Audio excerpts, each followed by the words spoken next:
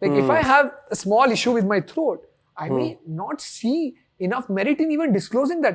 Arey, why should I say it? Or let's suppose I have high blood pressure, hypertension. I'm occasionally taking pills. It's under control. I feel like, yaar, why should I even disclose this? What is the point? From an insurer point of view, this is a clear case of non-disclosure. So a lot of customers, by virtue of ignorance alone, end up in a soup.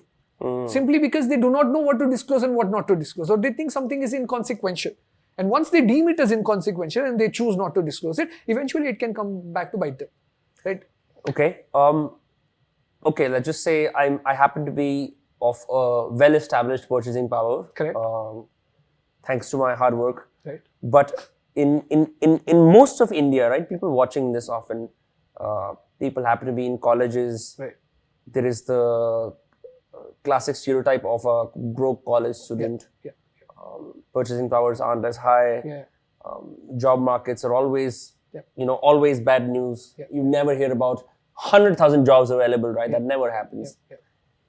So I'm going to think on the Maslow's need hierarchy pyramid, I'm going to think about basic things. Correct. I'm going to think about food, water, shelter. Correct. After that, I'm going to think about stability, job and all, right? Yeah.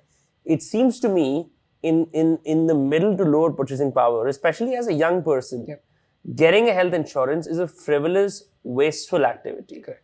Right? Why? So you're saying you should buy it early. Yeah. I can't afford it. Yeah. My parents can afford it. Yeah. So why do I bother? Or even they can't afford it. If you can't watch a full podcast, watch a clip instead. You'll be as entertained and as informed. That's my guarantee. That's why you got to subscribe to Dostcast Clips. The way I see it is very simple. There is this idea of black swans. Yeah. Things here that you don't see coming. Right? I mean, it's so far-fetched that the likelihood of that happening is so tiny that, again, you do not believe it merits any consideration. Right? And yet, when it happens, it upends everything that you know. Right? I mean, it's almost like it changes the whole paradigm. Right? That's how I think about medical issues in general. Right? People mostly don't think about it. It's like something in the rear view mirror. Right? ठीक है यार, मतलब 21 हूँ, क्या ही हो जाएगा? And then suddenly you're in an accident. Right? Unfortunately, you're riding a bike on a highway, you slip, you fall, you realize that you have brain trauma, injury, and then you require immediate surgery. The surgery and the added costs alone can add up to 10, 15, 20, 25 lakhs. All of a sudden, your family is in debt. Your savings are all wiped out. You probably have to quit work, so you have no income. If you die and you have dependents, they have no income. So if you have no term insurance policy, you're essentially screwed. Right? And you quickly realize that making a payment worth, say, 10, 15,000 would have alleviated this outcome completely, altogether. That's as simple as it is. It's a matter of priorities, I buy, but it's also a matter of practical consideration. If I'm thinking that in the next 10 years, I'll never be in a position to put up 20, 25 lakhs upfront, right? Then I should buy a health insurance policy, plain and simple.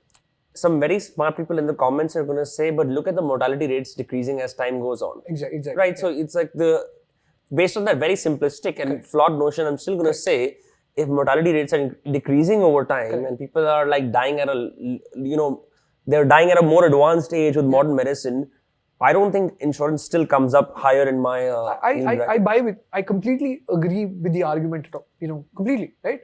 But we also have like the people that we talk to, for instance, right? There are people who are still struggling to put up 5,000-10,000, right? But then there are people paying 6,000 on a Netflix account,